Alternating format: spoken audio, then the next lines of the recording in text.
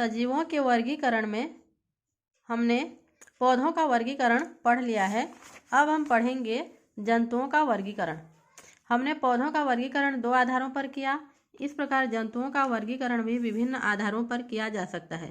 हम जंतुओं का वर्गीकरण इस आधार पर करेंगे कि उनमें मेरुदंड माने कि रीढ़ की हड्डी है या नहीं। तो हम देखते हैं कि अब किस जंतु में रीढ़ की हड्डी है और किस में नहीं है। तो हमारे सिर के नीचे एक लंबी हड्डी जो कमर के नीचे तक जाती है, जो इस प्रकार है, सिर के नीचे से लेकर कमर तक जो हड्डी है ये मेरुदंड कहलाता है। तो इसे मेरुदंड या कशेरुक दंड कहते हैं। तो इसमें दूसरा बिंदु है, जिन जंतुओं में अगली व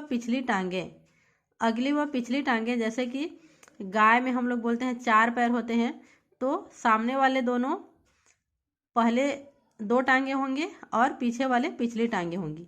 तो जिनमें अगली और पिछली टांगें अर्थात मनुष्य जैसे है उनके भी 2 हाथ 2 पैर होते हैं, गाय है, बिल्ली है, कुत्ता है, इनमें भी 4 पैर हम लोग बोलते हैं। तो इनमें रीढ़ की हड्डी पाई जाती है। इसका अनुभव इनकी पीठ पर हाथ फेर कर किया जा सकता है।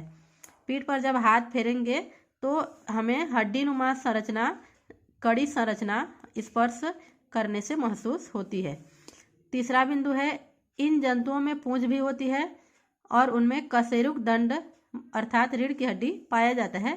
चौथा बिंदु है, जिन जंतुओं के शरीर में किसी भी भाग में हड्डी होती है उनमें कशेरुक दंड अवश्य पाया जाता है। माने जिन जंतुओं का शरीर किसी भी अंग में हड्डी होता, शरीर के किसी भी अंग में हड्डी होता है उनमें कशेरुक दंड माने कि मेरुदंड जिन्हें रीढ़ की हड्डी कहते हैं वो अवश्य पाया जाता है। तो जिनमें कशेरुक दंड रीढ़ की हड्डी पाया जाता है उन्हें कशेरुकी जंतु कहते हैं। इस प्रकार हम जंतुओं का वर्गीकरण कर सकते हैं। जिनमें रीढ़ की हड्डी पाई जाती है उन्हें कशेरुकी जंतु कहते हैं, जैसे कि मछली है, छिपकली है, पक्षी है, मेंढक है, मनुष्य है, गाय, बैल, कुत्ते है ना, हाथी।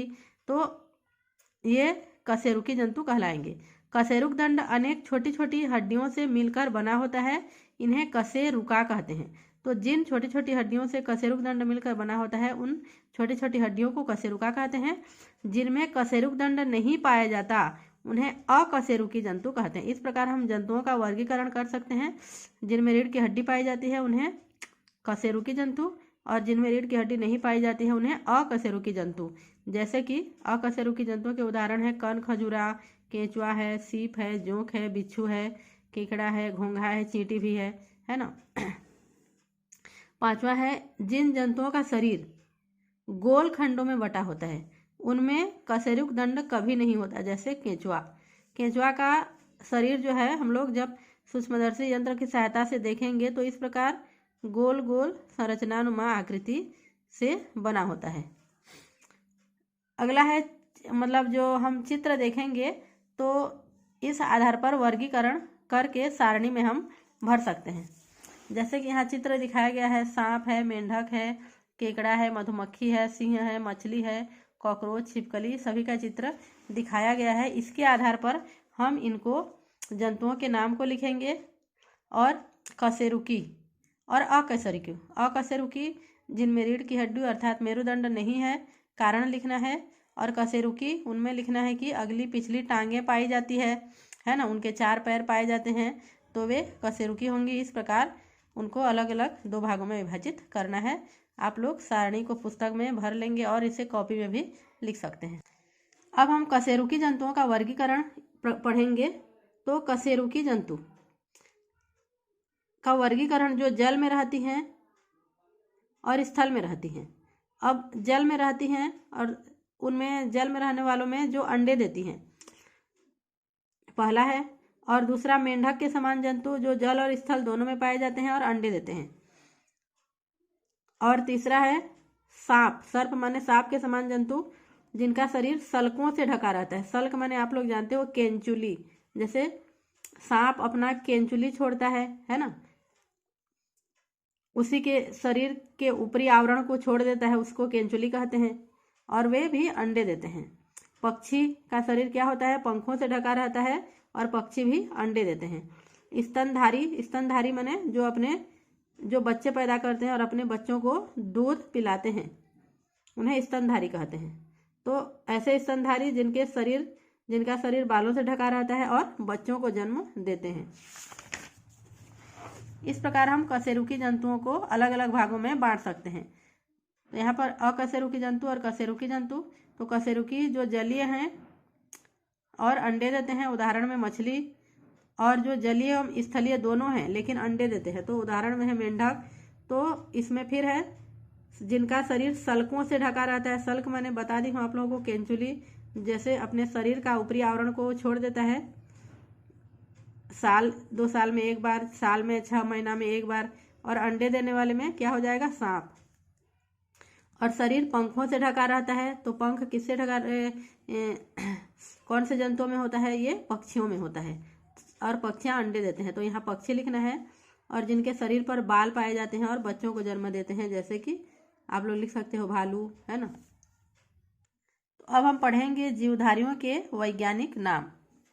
उनका प्रचलित नाम जिसे केवल एक देश के या 2 देश के लोग ही जानते हैं, लेकिन वैज्ञानिक नाम अगर दिया जाता है तो उस नाम से उसे पूरे संसार के लोग जानते हैं। तो वैज्ञानिक नाम स्वीडन के वैज्ञानिक कोरोलस लिनियस 1707 से 1778, जिनका जीवन का समय है, ने एक ऐसी नाम पद्धति बनाई जिसमें जीवधारी को एक वैज्ञानिक नाम दिया गया। वैज्ञानिक नाम के 2 भाग होते हैं। पहला नाम उसके वंश के आधार पर अर्थात जीनस, और दूसरा उसके जाति के आधार पर स्पीसीज। उदाहरण के लिए आम का वैज्ञानिक नाम इसका क्या है, मेंगीफेरा इंडिका। इसको आप लोगों को याद रखना है, जो पुस्तक में आप लोगों के दिया गया है। अब बड़े क्लास में जाएंगे तो सभी जीव जंतुओं के और सभी प्रकार के पेड़ पौधों के वैज्ञानिक नाम हम पढ़ सकते हैं, लेकिन अभी हमारे कोर्स में जितना है उतना को याद रखना बहुत जरूरी है। तो आम का वैज्ञानिक नाम है मेंगीफेरा इंडिका। इसमें मेंगीफेरा इसका क्या है, वंश का नाम है, और इंडिका क्या है, इसके जाति का नाम है। इस प्रकार तेंदुआ का वैज्ञानिक नाम है पेंथेरा पारडस। इसमें वंश का नाम क्या हो जाएगा, पेंथेरा, और जाति का नाम क्या हो जाएगा, पारडस। तो एक वंश में कई संबंधित जातियां हो सकती हैं, जैसे बाघ पेंथेरा टाइग्रिस है। तो इसमें जो वंश का नाम इसका पेंथेरा है, लेकिन जाति में इसका टाइग्रिस आएगा। लेकिन इसमें जैसे हम लोग पढ़ेंगे, पहले पढ़े थे पारडस, जाति का नाम था, किसका जाति का नाम था, तेंदुआ का था। तो इसमें जाति अलग हो गया है। और बाघ का वैज्ञानिक नाम हो गया पेंथेरा टाइग्रिस। सिंह का पेंथेरा लियो, तो लियो इसका जाति का नाम है। तो इससे हमें यह पता चलता है कि तेंदुआ, बाघ और सिंह एक दूसरे से काफी मिलते हैं तथा मिलते जुलते संबंधित जंतु हैं। इसीलिए एक ही जाति के जंतुओं में उनको रखा गया है। तीनों के जाति में क्या आया है, तीनों के वंश में क्या आया है, पेंथेरा।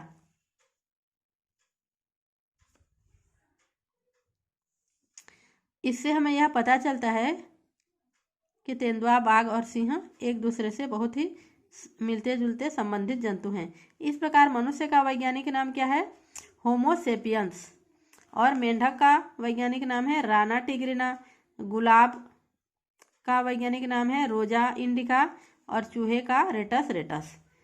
इस प्रकार हम जितना भी दिया गया है उसे याद कर लेंगे, अर्थात आप लोगों को याद करना जरूरी है जितना भी पुस्तक में दिया गया है। अब छत्तीसगढ़ का राज्य पक्षी पहाड़ी मैना। हमारे छत्तीसगढ़ का राज्य पक्षी क्या है, पहाड़ी मैना। तो इसका वैज्ञानिक नाम है ग्रेकुला रिलीजियोसा पेनिनसुलेरिस। इसको आप लोगों को याद रखना है। जितना भी वैज्ञानिक नाम है ये अक्सर परीक्षा में पूछा जाता है। छत्तीसगढ़ का राज्य पशु है वन भैंसा, जिसे बायसन भी बोलते हैं। तो इसका वैज्ञानिक नाम है ब्यूबेलस ब्यूबेलिस। ये पहाड़ी मैना का चित्र है और ये वन भैंसा का चित्र है। इस प्रकार अब ये पाठ समाप्त होता है। अगले पीरियड में हम अध्याय 8 पढ़ेंगे, सजीवों की संरचना तथा कार्य। आप लोगों को पिछले पाठ में से जो भी समझ में नहीं आया होगा आप कॉल करके या व्हाट्सएप नंबर से पूछ सकते हैं मैसेज के द्वारा। ठीक है, धन्यवाद।